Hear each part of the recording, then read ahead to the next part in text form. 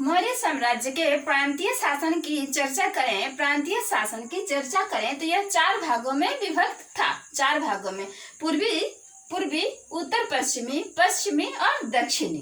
पूर्वी प्रांत, उत्तर पश्चिमी प्रांत, पश्चिमी प्रांत और दक्षिणी प्रांत। राज परिवार का कोई सदस्य ही क्या करता था? शासन चलाता था। ठीक है, राज परिवार का ही सदस्य शासन चलाता था। प्रदेष्टा मंडल का अधिकारी होता था। मंडल के अधिकारी को क्या कहते थे? प्रदेष्टा कहते थे। प्रदेष्टा के अंतर्गत प्रादेशिक आते थे जो जिले का शासन करते थे। जिले का शासन जो करते थे उन्हें स्थानिक कहा जाता था। जिले का शासन करने वाला स्थानिक कहलाता था। स्थानिक के अधीन गोप थे जो कई गांवों का शासन चलाते थे। स्थानिक के अधीन क्या थे? गोप थे जो कई गांवों का शासन चलाते थे। नगर शासन की चर्चा करें तो प्रांत कई जनपदों में बटा हुआ था। नगर शासन में अब आ गए तो प्रांत कई जनपदों में बटा हुआ था। ठीक है, उसमें स्थानीय, द्रोणमुख, खारवटिक, कौन वटिक? खारवटिक और संग्रहण 4 मुख्य थे। कौन कौन? स्थानीय, द्रोणमुख, खारवटिक और संग्रहण, जिन्हें क्रमशः 800, 400, 200 और 100 ग्राम दिए गए थे। ठीक है, युक्त प्रशासन चलाते थे। युक्त प्रशासन चलाते थे। मेगास्थनीज ने अपनी पुस्तक में 6 प्रकार की समितियों की चर्चा की है। 6 प्रकार की समितियों की चर्चा की है। पूरा हाँ, आप लोग लिख लेना पूरा। अच्छा था ना, शॉर्टकट में ज्यादा समझ में आता है। प्रथम समिति उद्योग और शिल्प का देखरेख करती थी। प्रथम समिति उद्योग और शिल्प के देखरेख करती थी। दूसरी समिति विदेशियों का रख रखाव करती थी। शुरू से विदेशी बन जाओ। दूसरी समिति विदेशियों का रख रखाव करती थी। तीसरी समिति जन्म मरण का लेखा ब्यौरा रखती थी या जांच करती थी, देखती थी। चौथी समिति व्यापार वाणिज्य का कार्य देखती थी। पांचवी समिति वस्तु बिक्री निरीक्षण करती थी। वस्तु बिक्री निरीक्षण करती थी पांचवी समिति। और छठी समिति बिक्री कर वसूलती थी। पैसा तो पैसा। छठी समिति बिक्री कर वसूलती थी। ग्राम शासन में आ जाते हैं तो ग्राम शासन मौर्य साम्राज्य की सबसे छोटी इकाई थी। ग्राम शासन मौर्य साम्राज्य की सबसे छोटी इकाई थी। अध्यक्ष यानी ग्राम के अध्यक्ष को क्या कहा जाता था? ग्रामीण कहा जाता था। ये वेतन भोगी नहीं होते थे। ये गांव के लोगों द्वारा ही चुने जाते थे। ये गांव के लोगों द्वारा ही चुने जाते थे। कौन? ग्रामीण। सैन्य प्रणाली में मेगास्थनीज ने 6 समितियों की फिर से चर्चा की है, जैसे ऊपर दर्शाया गया है। इसमें भी 6 समितियां थीं। 6 समितियों में पहली समिति क्या करती थी? पहली समिति जल सेना का रख रखाव या व्यवस्था करती थी। पहली समिति जल सेना का व्यवस्था करती थी। दूसरी करती थी रसद और व्यापार का, रसद और व्यापार की व्यवस्था करती थी। तीसरी पैदल सैनिकों की व्यवस्था करती थी, मतलब रख रखाव करती थी। तीसरी पैदल की रख रखाव करती थी। चौथी अश्वारोही सेना की रख रखाव या व्यवस्था करती थी। पांचवी गज मतलब हाथी सेना की रख रखाव करती थी। पांचवी गज हाथी की रख रखाव, हाथी सेना की रख रखाव करती थी। और छठी रथी सेना की रख रखाव करती थी। रथी सेना की रख रखाव करती थी छठी। तो ये हो गए 6 समितियां किसमें? सैन्य प्रणाली में। अब न्याय व्यवस्था को देखेंगे तो न्याय व्यवस्था में सम्राट न्याय व्यवस्था में सर्वोच्च अधिकारी होता था। सम्राट सर्वोच्च अधिकारी होता था न्याय व्यवस्था में। न्यायालय के 2 प्रकार थे। न्यायालय के 2 प्रकार थे। धर्मस्थीय न्यायालय। कौन? धर्मस्थीय न्यायालय और कंटक शोधन न्यायालय। धर्मस्थीय यानी पहले में 3 अमात्य मिल करके क्या करते थे? पारिवारिक निर्णयों पर अपने विचार देते थे या सुलझाते थे पारिवारिक विवादों को। किसमें? पहले में 3 अमात्य और कुछ कहेंगे ना, उनके न्यायाधीश कहें या कुछ भी, तो पारिवारिक मुद्दों को सुलझाते थे। और दूसरे में 3 प्रदेष्टा या फिर से अमात्य 3 प्रदेष्टा या अमात्य मिल करके राज्य तथा व्यक्ति के विवादों को सुलझाते थे। 2 समितियां, 2 भाग न्यायालय के धर्मस्थी और कंटक शोधन। ठीक है, क्लियर हो गया।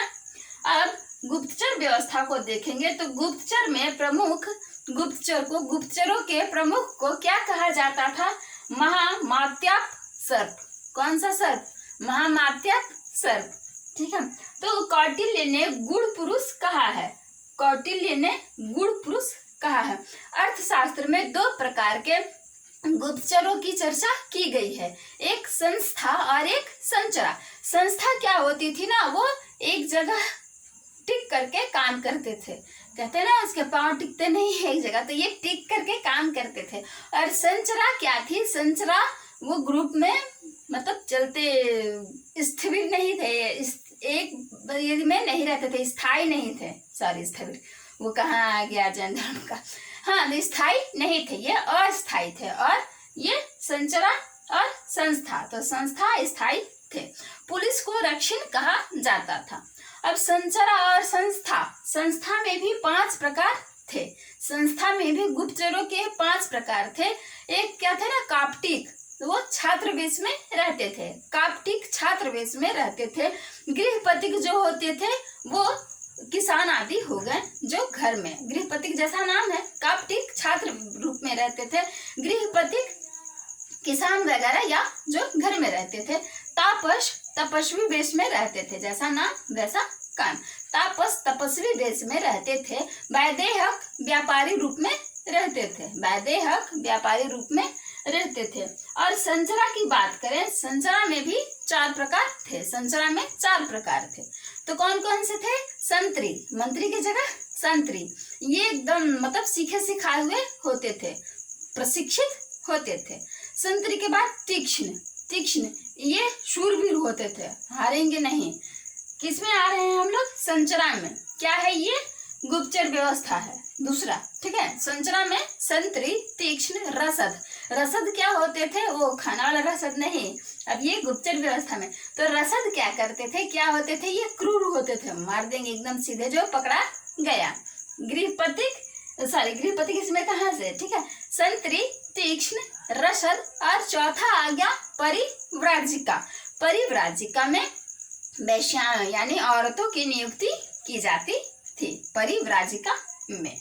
और पुलिस को रक्षण कहा जाता था, यह तो मालूम ही है। भूमि तथा राजस्व में अब आ जाते हैं। भूमि तथा राजस्व में आय का, राज्य के आय का प्रमुख स्रोत क्या था? भूमि कर थी। राज्य का आय का प्रमुख स्रोत क्या था? भूमि कर थी। मुख्य स्रोत भूमि कर थी। 1/6 भाग देना पड़ता था। भाग क्या होता था? भूमि कर को भाग कहा जाता था। राज्य कृषक, भूमि पर राज्य और कृषक दोनों का अधिकार था। भूमि कर को भाग कहा जाता था। अयोध्या, अब इसमें कई प्रकार के कर थे, मतलब ये मुख्य हो गए। अभी तो और थोड़ा बाकी है, थोड़ा सा और बाकी है। हाँ, तो आयुधीय सैनिक आपूर्ति कर होता था। आयुधीय सैनिक आपूर्ति। भाग कृषि उत्पादन हिस्सा कर होता था। भाग कृषि उत्पादन हिस्सा होता था। गुल्म सैनिक कर होता था, जो सैनिकों से लिया जाता था। गुल्म। निष्क्रम्य वो निर्यात कर होता था। वर्तनी पथ कर होता था। विष्टि श्रम कर होता था। वर्तनी पथ कर राह पे, और विष्टि, हाँ लगता ही होगा तभी तो जिक्र है। और विष्टि श्रम कर होता था। पिंड कर गांव द्वारा दिया जाता था। और प्रति कर उत्पाद के रूप में दिया जाता था, मतलब राज्य सरकार द्वारा लिया जाता था, वो दिया नहीं जाता था, वो दूसरे के द्वारा दिया जाता था। प्रति कर। सेना भत्सम,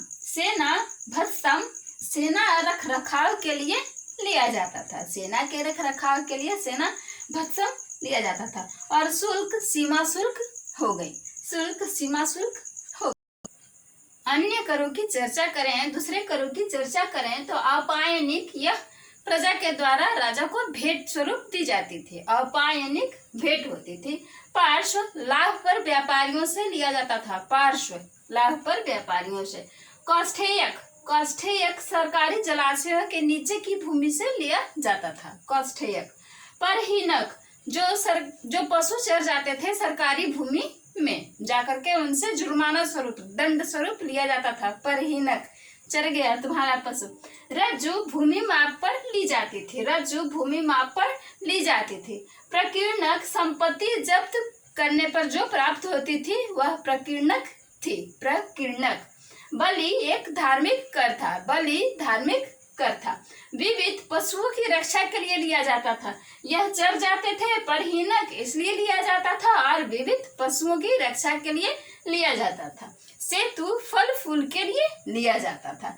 उदक, सिंचाई कर होता था। उदक सिंचाई कर होता था। वारिका, आयकर। वारिका, आयकर। प्रणय, आपातकालीन कर होता था। प्रणय आपातकालीन कर होता था। जनगणना की चर्चा करें। मौर्य काल में जनगणना प्रति वर्ष की जाती थी और जनगणना कौन करवाता था? तो समाहर्ता या गोप करवाता था। यही अध्यक्ष होता था और जनगणना करवाता था। और जो विभाग होता था जनगणना करने के लिए, एक विशेष विभाग होता था, उसे मर्दुम शुमारी कहा जाता था। कौन शुमारी? मर्दुम शुमारी। ठीक है, यह एक विभाग होता था जो जनगणना करवाता था। सामाजिक स्थिति की चर्चा करें तो वर्णाश्रम व्यवस्था के लिए राजा को ये माना जाता था, मुख्य माना जाता था, ताकि वर्णाश्रम व्यवस्था बनी रहे। दासों की स्थिति संतोषजनक थी।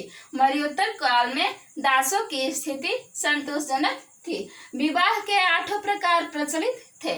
8 प्रकार। तलाक तथा पुनर्विवाह की भी व्यवस्था थी। तलाक तथा पुनर्विवाह की भी व्यवस्था थी। शूद्रों को आर्य कहा जाता था और उन्हें सैनिक आदि भी बनने का छूट था। सैनिक आदि भी बनने का अधिकार उन्हें प्राप्त था शूद्रों को। आर्थिक स्थिति की चर्चा करें तो अर्थशास्त्र, कौटिल्य के अर्थशास्त्र में 3 प्रकार की भूमि का जिक्र मिलता है। कृष्ट भूमि, 3 प्रकार की भूमि का जिक्र मिलता है। कृष्ट भूमि मतलब जुती हुई, अकृष्ट भूमि मतलब समझ ही गए, बिना जुती हुई, और स्थल भूमि, यह ऊंची भूमि होती थी। कृष्ट भूमि, अकृष्ट भूमि और स्थल भूमि। बिना वर्षा के अच्छी खेती होती थी। बिना वर्षा के जिस खेत में अच्छी खेती होती थी उसे अदेव मातृक कहते थे। देवता नहीं है, अदेव मातृक कहते थे। सरकारी भूमि को सीता भूमि कहा जाता था। सरकारी भूमि को सीता भूमि कहा जाता था। भूस्वामी को, जो भूस्वामी होते थे, भूस्वामी को क्षेत्रक कहा जाता था। भूस्वामी को क्षेत्रक कहा जाता था। काश्तकार को उपवास कहा जाता था। अब उपवास, फास्टिंग, वो नहीं, उपवास कहा जाता था काश्तकारों को। कृषि, पशुपालन, व्यापार को एक साथ वार्ता कहा जाता था। कृषि, पशुपालन, व्यापार को वार्ता कहा जाता था। मुद्राएं, मुद्राओं की चर्चा करें तो पन, करसा, पन, धरन, चांदी का सिक्का होता था। पन, करसा, पन, धरन, चांदी का सिक्का होता था। सुवर्ण, जैसा नाम है वैसा ही होता था, सोने का। माशक, मूषक नहीं, माशक, माशक चांदी एवं तांबे का सिक्का होता था।